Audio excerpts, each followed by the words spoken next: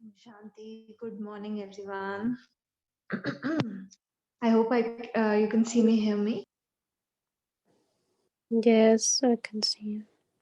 Hi, great. So let's open today's session. Sit comfortably, keep your back and neck straight, and when you feel ready, very gently close your eyes.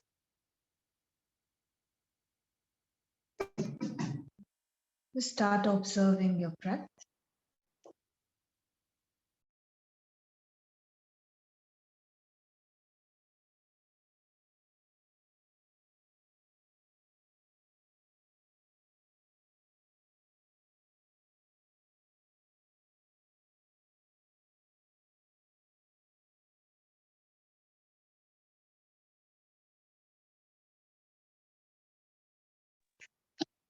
Gently shift your attention to your body.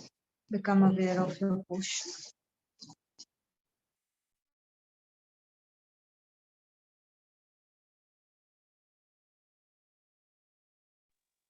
Align and adjust yourself so that you are both stable and comfortable.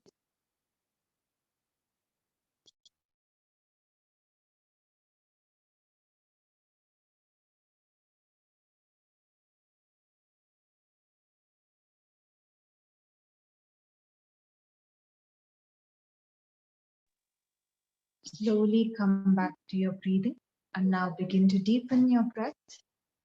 Go for slow, long and deep inhalations. Slow, long and deep exhalations.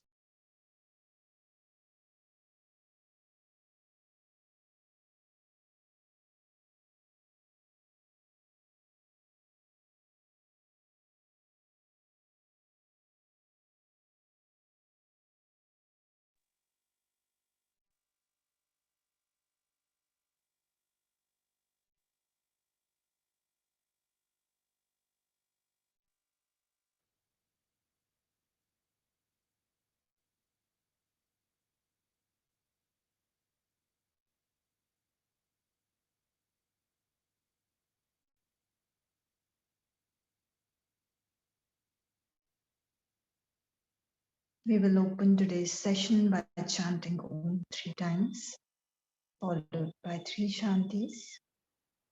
Take a deep breath in for Om.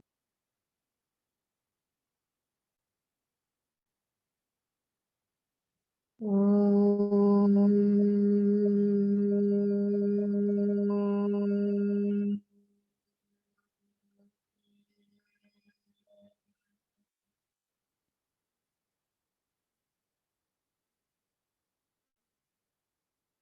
Om.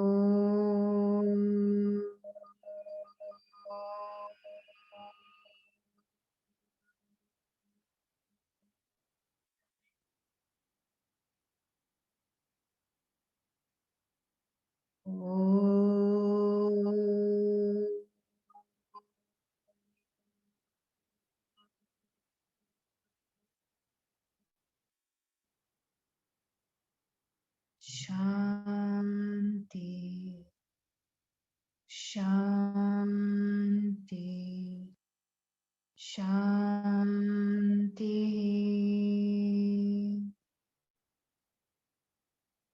Feel the vibrations.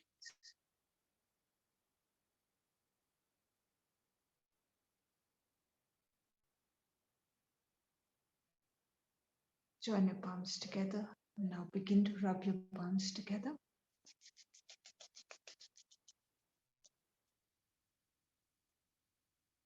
Place your palms on your eyes. Very slowly, while blinking and looking at your palms, begin to open up your eyes. Come back with a big smile. Namaste. Let us begin our session for today. So last time we completed our previous topic, which was related to the lifestyle of a yoga practitioner, and today we are starting with a very important and new topic, which is the one of the most relevant topics for you, considering you are students of yoga, right? So Patanjali Yoga Sutra, right?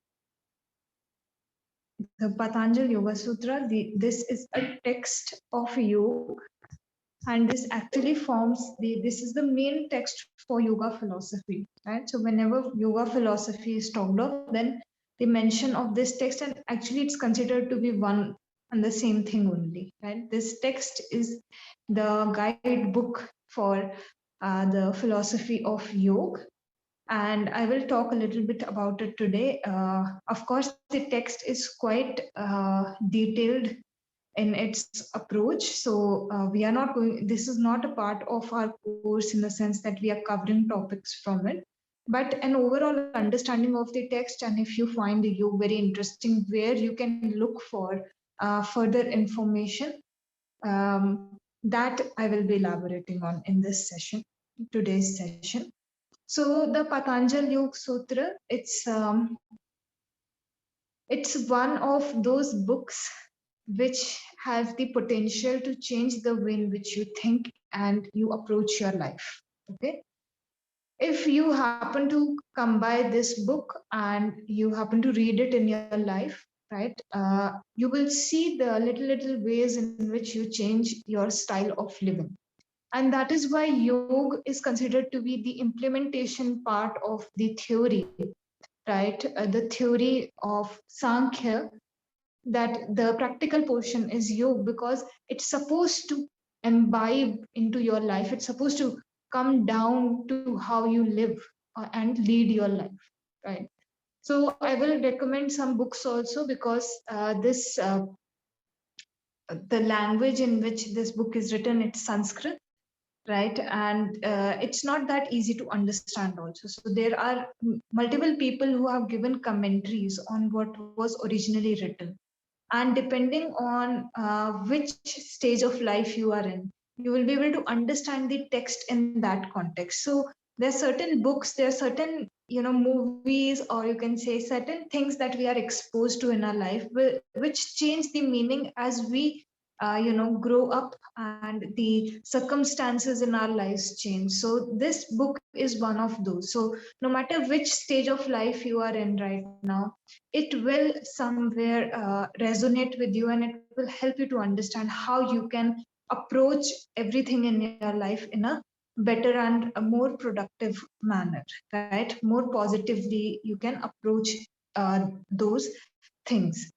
It's a great book no matter which profession also you are in, right? Every profession requires you to deal in a certain way, and there is a certain way in which you have to conduct yourself. So it will also help you. It doesn't matter which aspect of life you want to work on. That's my main point actually.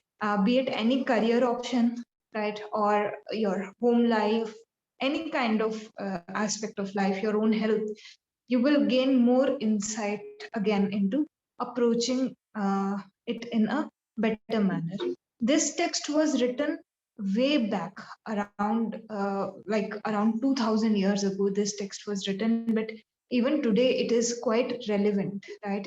2500 years ago this text was written, but even in today's date it is quite relevant, and people who read the text, they have seen drastic change in their approach in life, including me, right? Even when I was exposed to this text, so initially I did not understand anything. So it's okay if you begin to read this text and you are not able to connect with it too much, right? It is said that a book reveals itself to you, when you read it over and over again, right? So with some books, even if you are unable to connect, you should take this approach, right? So you read them once, then you read them twice, then you read them again and again and again, and there will come a point where you will understand each and everything that is written in the book, right? And it takes people their entire lives to decode what he wanted to say. Patanjali, the author, he wanted to address something, he wanted to give you some practices. So it takes the entire life sometimes, and even more, right, in order to just understand what he was actually trying to say, because the understanding cannot come unless and until you implement. Okay. So if you read this text, you don't implement, again, you will not understand the depth. You have to match the language, right? So the language is practice, right? If you don't practice, if you just approach it from a theoretical point of view, again, you will not be able to understand. If I am speaking English and you don't speak English, how will you understand, right? So the text is all about how you can put in the work, and you will only gain an understanding when you match the language, when you learn the language of the text and the language of the text.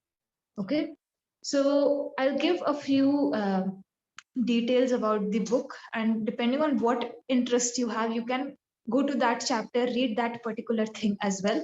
But the best approach is to start from the beginning and to finish at the end. Okay, so first thing, you need to know author, right?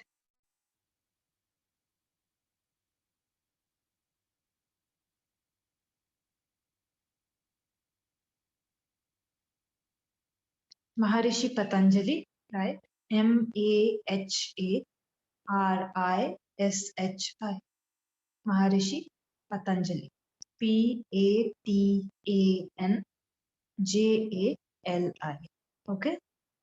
The most commonly acceptable time for his existence is 400 BC. I said around 4,000 to around 2000 to 2500 years ago, this text came into existence. So 400 BC would be around 2400 years from now, if we go back. So this is the commonly acceptable time, even though there are a lot of other timelines you will find, but there is no concrete proof basically. So historians have, come to a common timeline, and this is the one that they mostly agree upon. Then the next thing you need to know, how many like chapters are there, how is this text structured, because when you read something, and especially something which is forming the foundation of a very vast school, right? You need to know the exact structuring also. So there are 195 verses. Verses are in Sanskrit, they are called Sutra, okay? And these 195 have been divided in 4 chapters overall.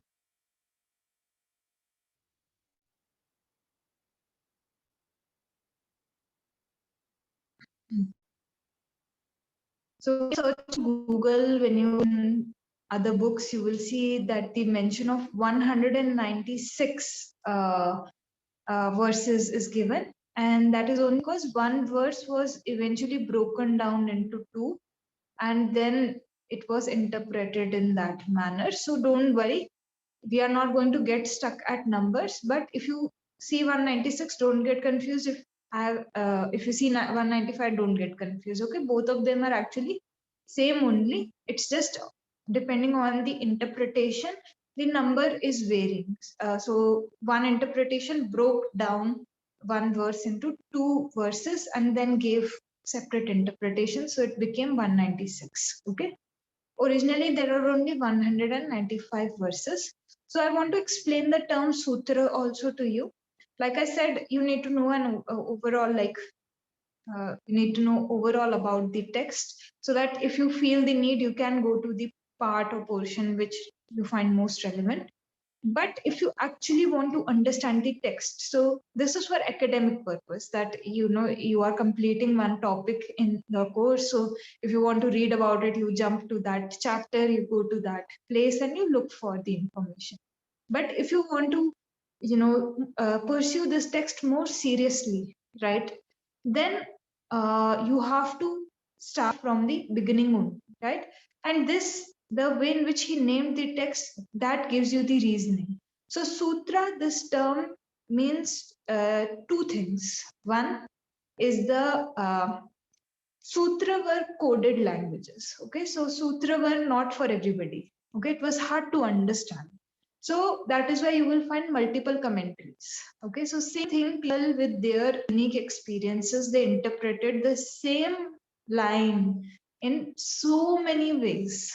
Okay, in so many ways. So whichever one you like, again, you can choose that commentary and you can go ahead and read that. Second thing which is quite relevant, why you should read from the beginning till the end to answer this question. Sutra means thread-like, okay, thread-like.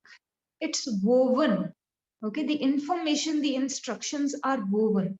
And you cannot understand the next verse without knowing the previous one, okay.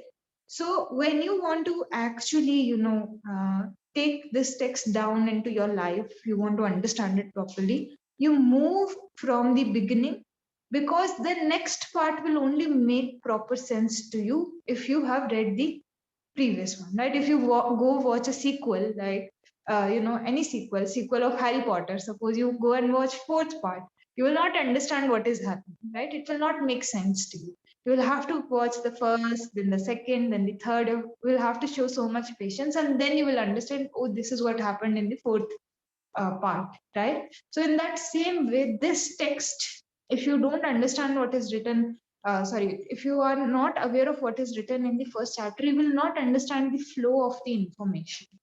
Okay, he has given all of the information in a flow. So when you pursue this text, if you like it, if you like the entire concept, if you plan on pursuing it after your course, of course, during your course, I will keep you totally engaged in whatever is in your course. So after the course, if you feel like pursuing this text, start from the beginning. Okay. I will write down a few books for you that you can uh, check. You will find ebooks as well. So you can go ahead and take those ebooks and read them when you get time. Even reading one sutra per day, the proper commentary and breakdown of that sutra will help you to, just uh, form this habit where you are just reading something very short, right? And it's giving you some insight into how you are living your life, right? So um, I'll recommend one or two books to you. So one is called Patanjali's Yoga Sutras.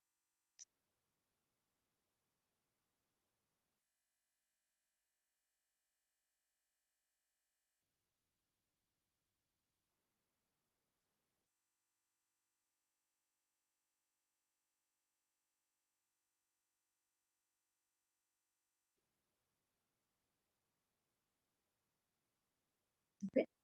Patanjali's Yoga Sutras, and this commentary is given by Swami Vivekanand, SWAMI, Swami Vivekanand, VIVEKANAND, Swami Vivekanand.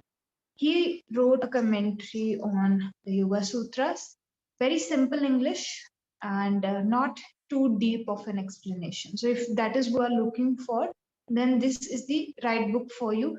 The cover of this book is yellow. Okay, so whenever you look for it, the most common color that I have seen, which like currently the way in which it is getting published, the page is like book cover is yellow. Okay, then if you want to go into deeper understanding, then there is another book.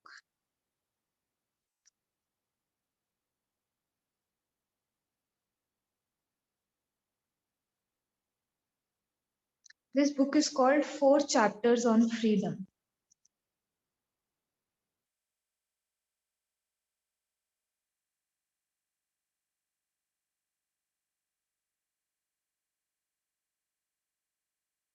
by Bihar School of Yoga, BIHAR, Bihar School of Yoga. So this is the second book. If you want to go more in detail about the Yoga Sutras, this book analyzes each and every verse very deeply. And Bihar is basically a place in India, and this yoga school is quite famous in India, and they also publish their books. So their books are quite good, authentic, and very close. Like when Sanskrit is translated into English, of course, it will lose some essence, right? When I shift one language to the other, right? But it is very close and it is quite authentic. So you will find multiple commentaries, but these two commentaries are very close to the original language in which the text was given, despite the translation that has been given, right? So you can, this book has a purple uh, cover, right? So when you look for it again, it's supposed to be purple. The book cover is purple, okay? So as you know, classical period of yoga was actually the time period of Patanjali. So he is also known as the father of classical yoga, right? He's the father of classical yoga because he was the one who came in and systematized the entire system. Earlier, all the information was existing, but it was quite scattered in nature. When he came in, he gave just one text in which he gave the chronology in which you should move, right? So have you ever seen, you mostly do pranayama after asana, right? So who has given this, who systematized this entire thing, that you should do asana after pranayama only, and then pranayama, when you do pranayama, then after that only you become ready for meditation. So all of this chronology, how you should approach yoga, this was actually given by Patanjali, like just commonly understood. This was the pattern he set, that this is the correct procedure. Earlier, all the information was there, but it was again scattered here and there.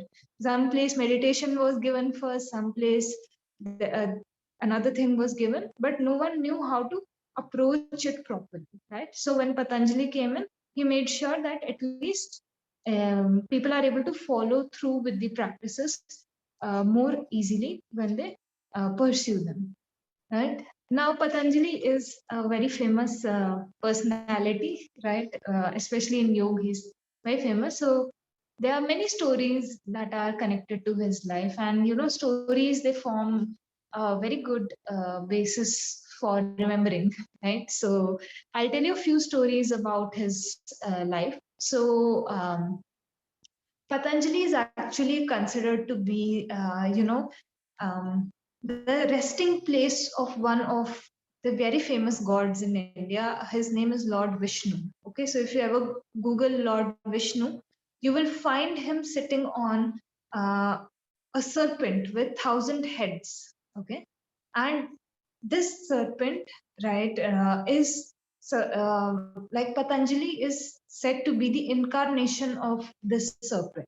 Okay, and the names are not important, but he was called Adishesh, right? So one day, what happened? Lord Vishnu, he was going into sleep, and as he was going into sleep, he immediately got connected to Lord Shiv. So Lord Shiv, if you don't know, again you can Google.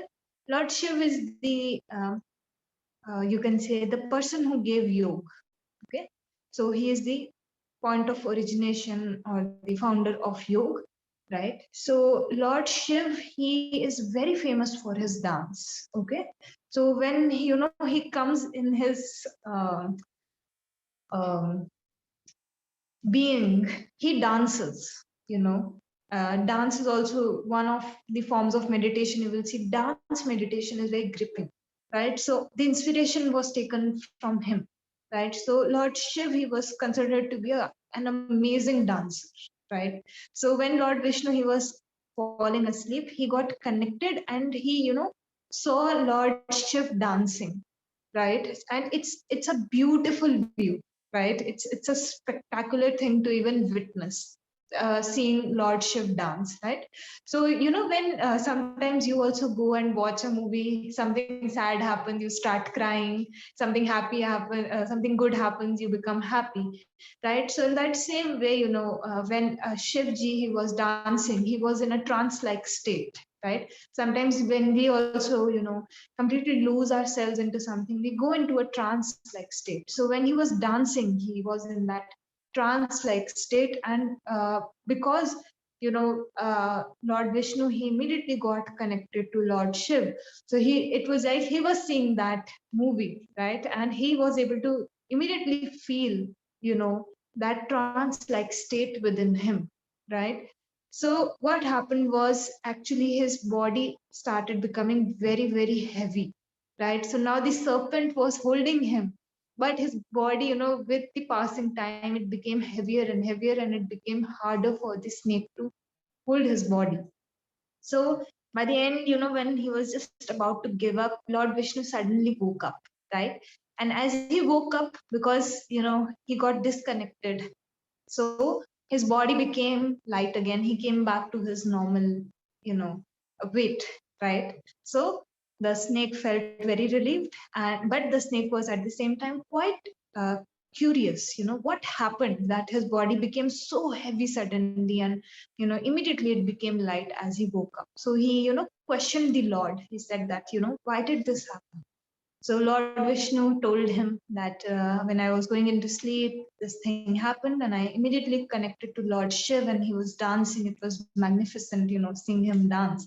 So the serpent, uh, always in the serving position, he wanted to learn the form of dance so that he could do that thing for his, the person he was serving, right? Because he saw how happy and how peaceful Lord Vishnu he woke up, right? So he wanted to perfect this art of dance.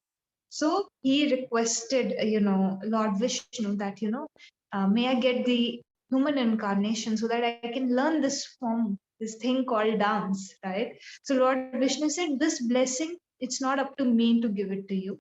You keep meditating, but from what I perceive, Lord Shiv will grant you this blessing, okay, that you will incarnate as a human being, right? So now he went on his work, right? He started meditating. He started, how you prepare yourself when you are about to do something. So he started the preparation process.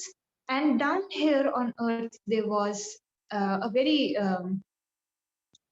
knowledgeable yogini, right? And she wanted to have a child because parents, as parents, you will see parents really love passing down what they have had in their life, and they want that thing, their kids to carry on those traditions, or carry those things forward, right? So she was constantly praying for a child, all right? And in a last attempt, she had already given up, but as a last attempt, she took some water in her hand and she offered it to sun. So you will see in a lot of traditions, sun is worshipped, right? And same thing in Indian tradition also, we have this few rituals, right, where we offer water to God, sorry, sun, right, considering him to be God, right? So there are other rituals as well. So she, as a last attempt, she took some water in her hand and she went outside just to pray to God that may she have a son, right? So now it's in this story, one very important thing you have to understand. First thing, it's a story, okay? Don't try to make sense out of it, all right?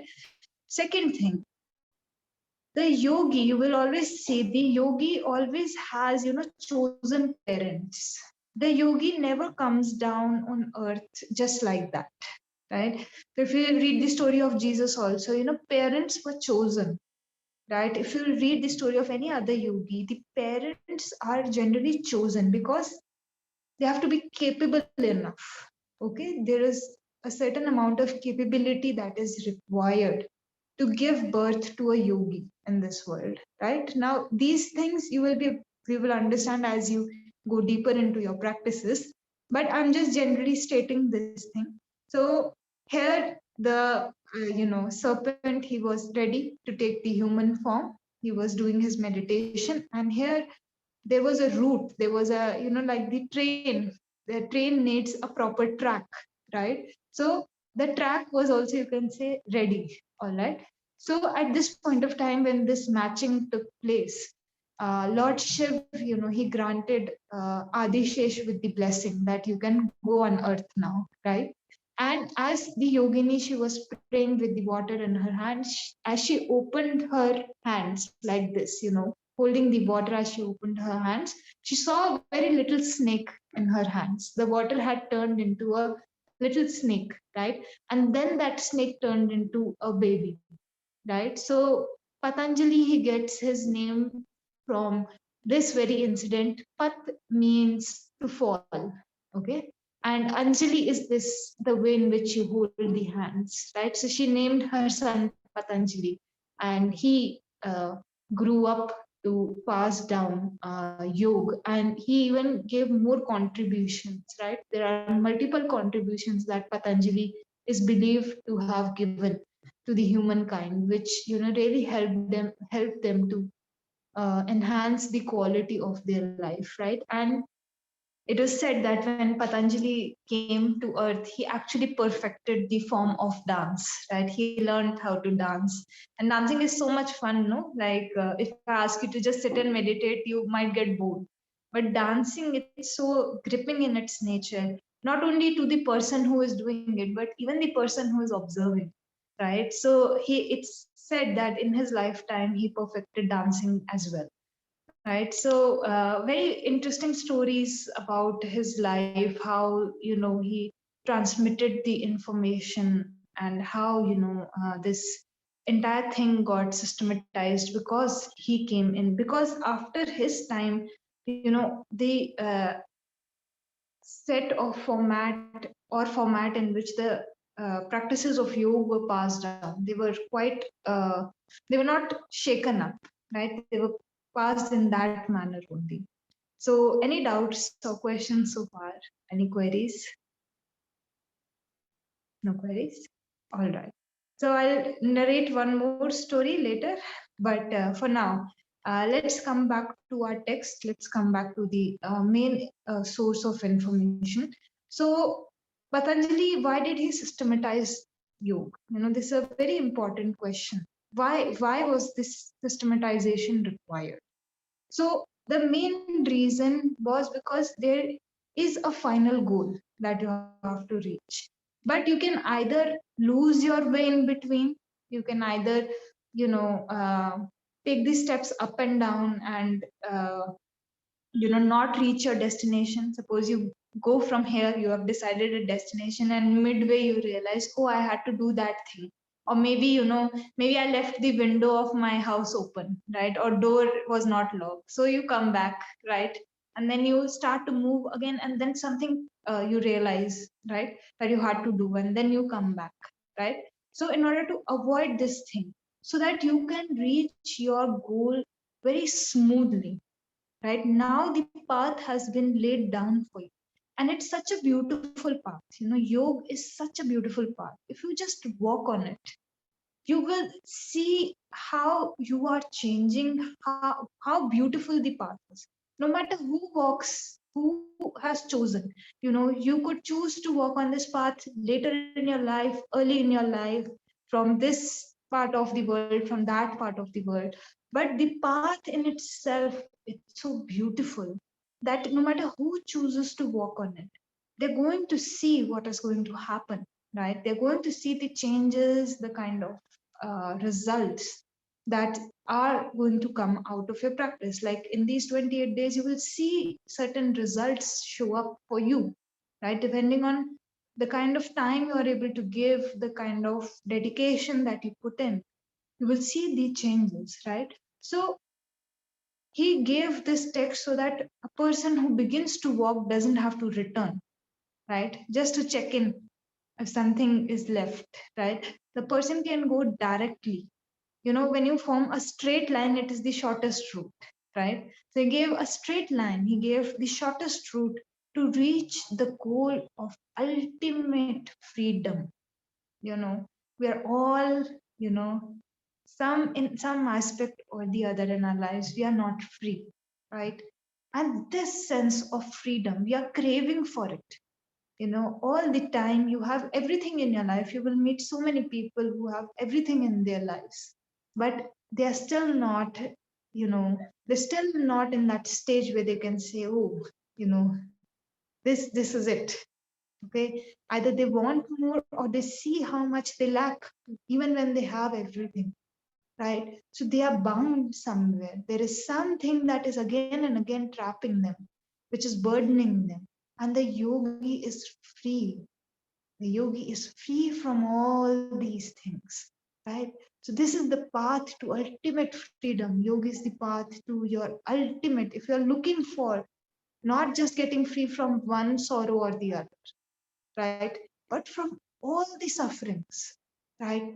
Then you must walk on this path, right? Because this is the only solution, right? You have other temporary solutions also, but this solution will give you ultimate freedom, right?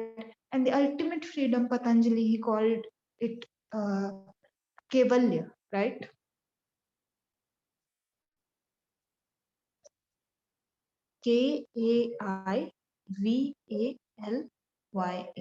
Kaivalya. So a lot of people, when they read the 8 limbs of yoga, they think Samadhi is the last point. So the answer is yes, Samadhi is the last step, but Samadhi also has different stages. So when you want to reach the final goal, right, where you are free from all the sufferings, it is actually the point of Keval, right? And in the beginning of the classes, when I gave the definition of you, it's just that state which happens on its own, right? It's a state of mind where there is balance, where there are no fluctuations anymore. Yoga is that point. Kevalya is that point, right? Where this union takes place, where ultimate harmony takes place, right? The more work you put in, the more dedication you have, the more results you begin to see on this journey, right? The 4 chapters, I will just name all of them, right?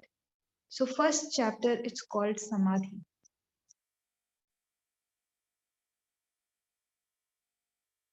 Samadhi,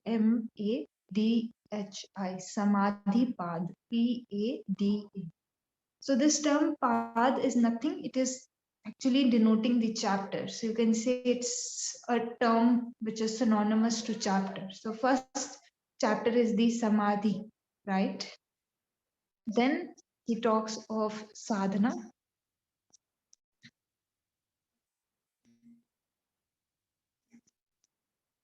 In the first chapter, there are 51 verses in total, right? Then second chapter is called sadhana.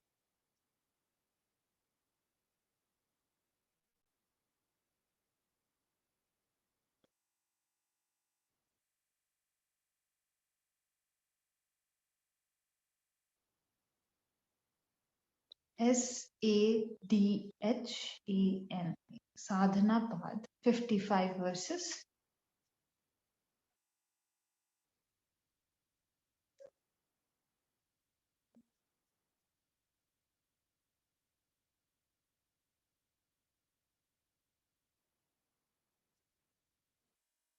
Vibhuti Pad, third chapter is Vibhuti, Vibhooti.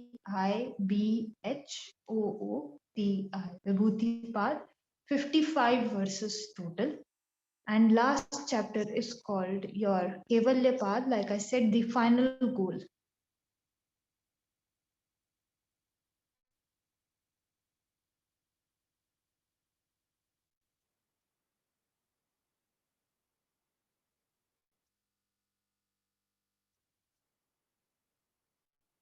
Thirty-four verses. Okay, this is just information.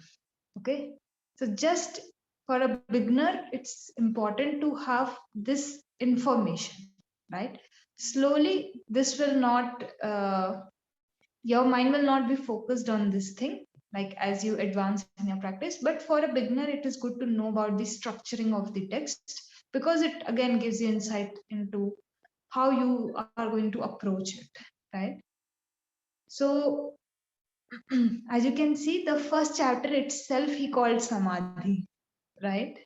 So you talk of the eightfold path and you see last step is Samadhi.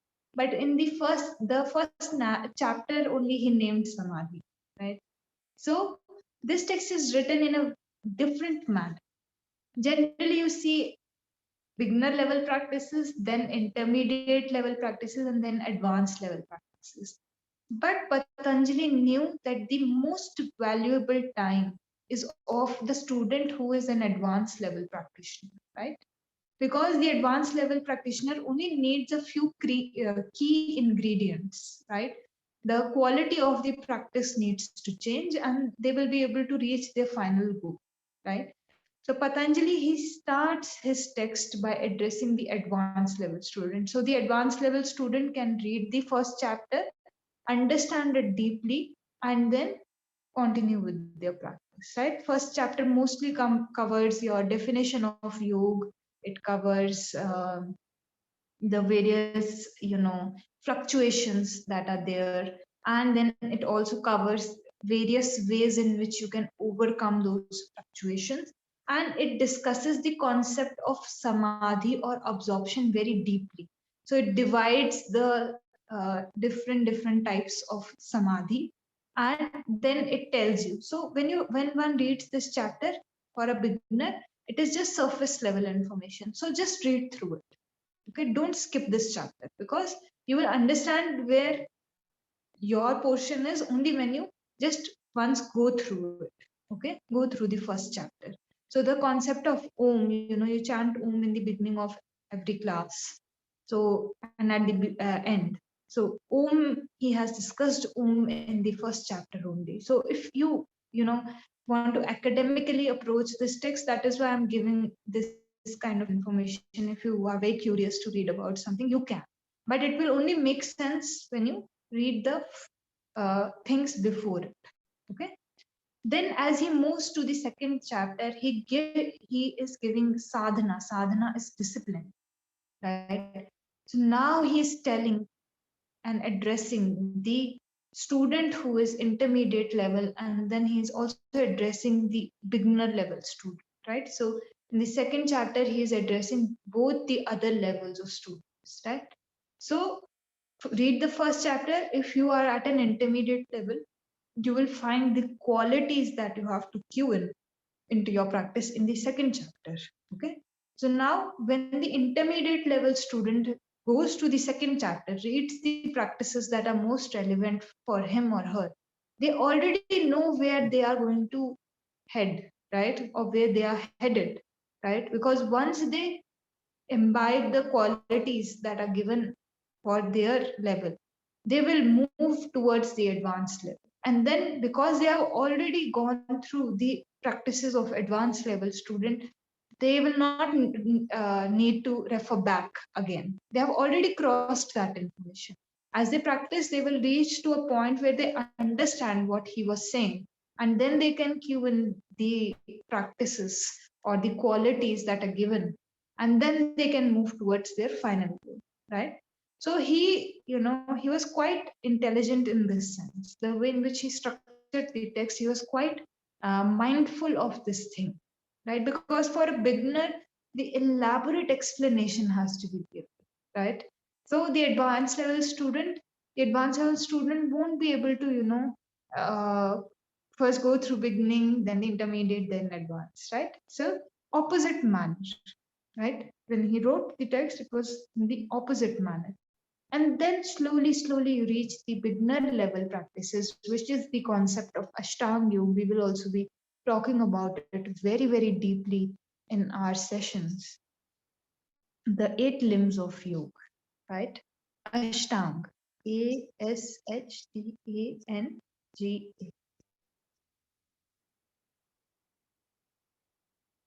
This is the practice for a beginner level student, and this he has discussed quite elaborately in his text, right? So this information you will begin to get in the second chapter itself, and it stretches to the third chapter, which is called Vibhuti Pad, right? Now Vibhuti is psychic powers. Okay, so don't get too fascinated by it. Okay, a lot of students, they get stuck in this thing. So suppose I choose that I want to start from here and I want to go to some other place in India.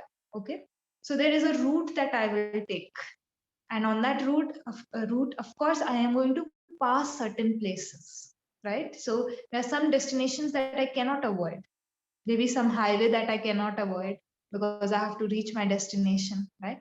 So it is the vibhuti or the psychic powers are like that highway. Okay, you have to take it to reach your destination. You will get these psychic powers if you do the practice. Okay, but it is very important that you don't get stuck over it, right? So in the third chapter, Patanjali shares what kind of psychic powers can you attain, right? Is there a possibility? And if there is, yes, because he has given the name of the chapter itself, the chapter of psychic powers, then what kind of psychic powers are you capable of attaining, right?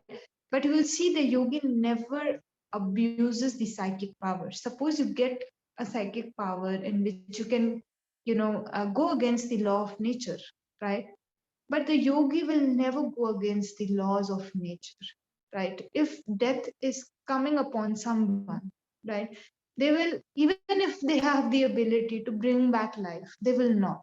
Why? Because the nature takes the final decision, right? So psychic powers can be very, very, fascinating to the human mind. And that is why the human mind, it can consider that to be the end point. Wouldn't it be extraordinary if I would be able to, change my size, right? It's very fascinating. It's very gripping in its nature. But that is not my final goal. So in the third chapter, Patanjali also makes it very, very clear that don't get yourself stuck. You can attain the psychic powers, you will get them by default of your practice. But if you choose to get stuck over here, you will deny yourself of the ultimate goal of this path, which is the freedom, the liberation, the Kaivalya, right? Moksha, Kaivalya. So many names have been given to this final stage of the practice, right? So don't deny yourselves of that thing just by getting fascinated and stuck. So it's like a chocolate that give to a child, right? The child is so fascinated by the toffee or the chocolate that the child will not see whatever is going on around them, or will not see who is offering, or what kind of intention the person who is offering the sweet has, right? The kid will get fascinated by the chocolate or the toffee, right, that is being offered. So this is like the chocolate that yoga offers, right? And if I'm not saying don't take it, right? But don't abuse it. Use the powers when you get to that stage responsibly, right? Never go against the law of nature. No yogi has ever gone against the law of nature. And if they have become famous, but then they were not able to touch their final goal, right? So in the fourth chapter, so describing all of these powers in the third chapter and giving a fair warning that you don't have to get stuck here.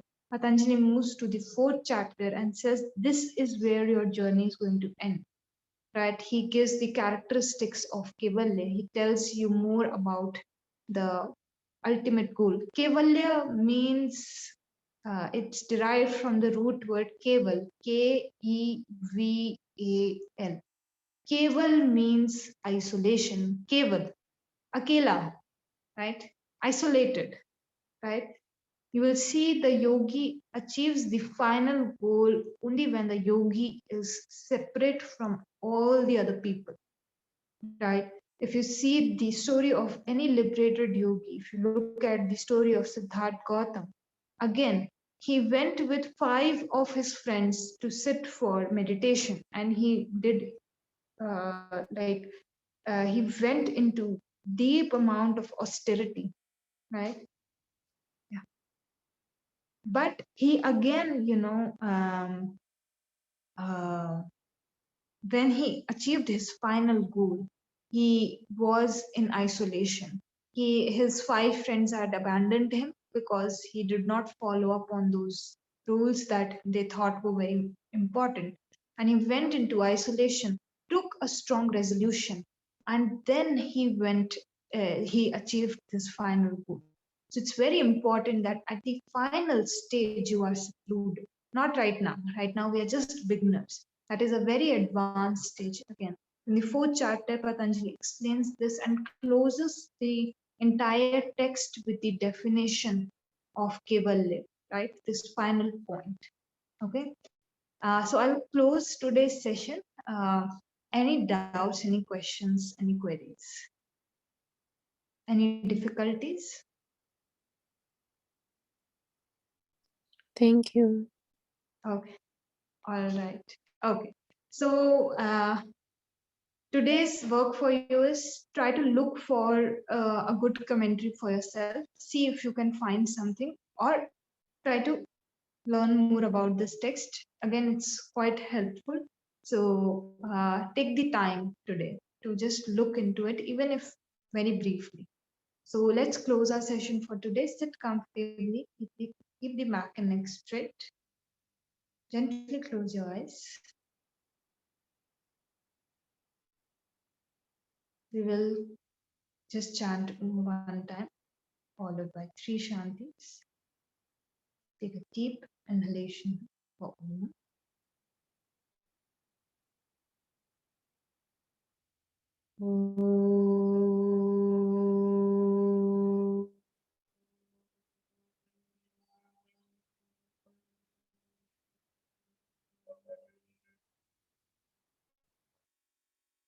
Shanti, Shanti, Shanti.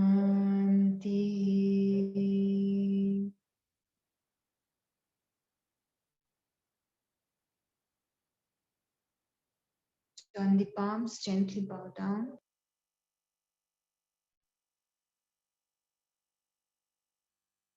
Rub your palms together.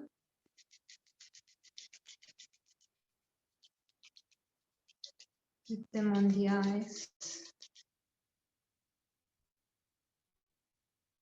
Very slowly, while blinking and looking at the palms, begin to open up your eyes, coming back with a big smile on your face. Om Shanti, Namaste to everyone. I hope to see you for your pranayam class in the afternoon. Shanti. Om Shanti, take care and bye-bye. Bye-bye.